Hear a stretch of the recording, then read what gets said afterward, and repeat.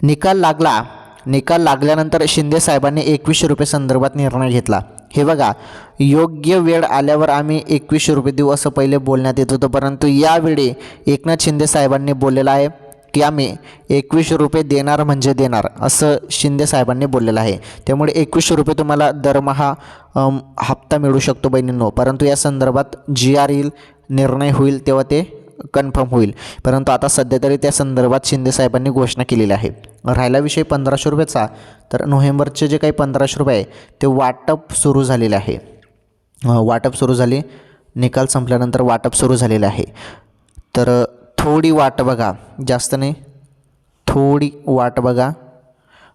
Message पडतील तुम्हाला आता, कारण वाटप तर सुरू झालेले आहे. 1500 रुपये थेट बहिणींच्या खात्यामध्ये. ओके, ही अत्यंत महत्त्वाची बातमी होती लाडक्या बहिणींसाठी.